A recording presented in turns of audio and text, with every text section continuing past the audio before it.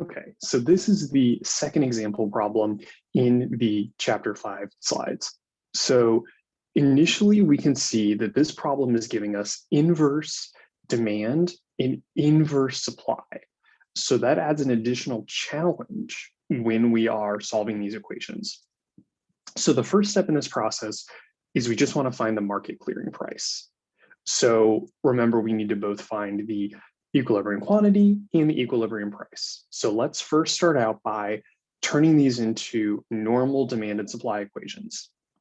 So we're just effectively here going to take the demand and supply and turn them into normal demand and supply equations. Okay, so we have here the price is equal to 10 minus Q over 4. That's our demand side. And for our supply side, we have P equals 4 plus Q over 2. So now we just need to flip the equations. So let's do that. So first I'm going to start with demand. So for demand, I'm going to flip this so it's a little easier to solve. And now I'm going to subtract 10 from both sides. So we are now left with negative Q over 4 equals P minus 10. Now what we're going to do is get rid of that 4. And that leaves us with negative Q equals 4P minus 40. Perfect. So now we just need to get rid of that negative sign. So divide by -1. And that's going to give us Q is equal to 4P plus 40. Voila, have our normal demand equation. So now let's do that for the supply equation. Okay, so I'm just going to flip it again just to make it a little easier to solve. And same process, we're first going to subtract 4, which is going to give us Q over 2 equals P plus 4. Once again, we're just going to multiply both sides by 2 to cancel the 2 there. That's going to give us Q equals 2P plus, or in this case, if I had written it correctly, it would have been a minus 8. Okay, so voila, have our supply equation. So now remember, we are going to try to solve for the price. So let's solve for the price by setting the two equations equal to one another. So we're just going to have negative 4P plus 40 is equal to 2P minus 8. And basically just solving from there. So we are going to first, let's say, subtract 2P from both sides and subtract 40 from both sides, which is going to give us negative 6P is equal to negative 48. And when we solve for that, we get P is equal to 8. So we have our equilibrium price of $8. Let's solve for the quantity. So remember, for quantity, you can either plug in the price into either the demand or supply equation. So I'm just going to plug it into the demand equation.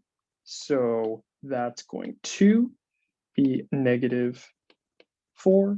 And in this case, we're just going to effectively say times. And since we have 8, it's going to be times 8 plus 40. So we're just going to have Q is equal to negative 32 plus 40, which gives us 8.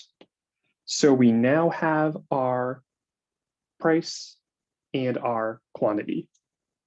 So price is 8, quantity is 8. Okay, so we solved the equilibrium price and the equilibrium quantity. So we have checked that off. So what is the next step? So we have found both of those. Now, the question is, what is producer surplus? So let's work through that. What is producer surplus when you have the algebraic equations here?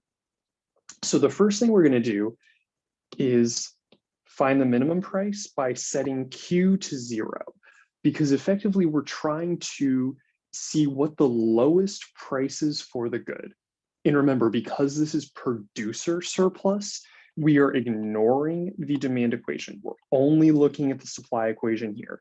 So let's do that. So let's say that we have the 0 for quantity, which is going to give us 2p minus 8. So effectively in this case, all we're going to do is just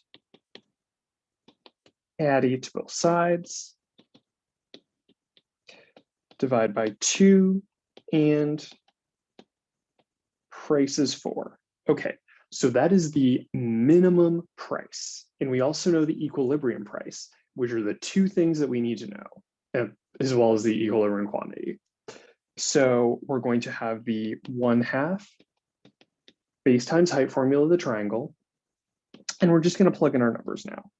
So for the price, we know that the price here, the lowest price is 4. And the equilibrium price, which we can find here, was 8. So what we're going to do is basically say 1/2, 8 minus 4, and then multiply that by the quantity, which we can get up here, which is 8. And that is effectively going to give us, in this case, 16, and voila.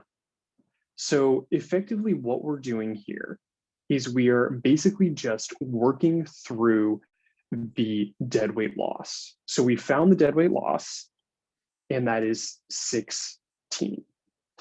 Okay,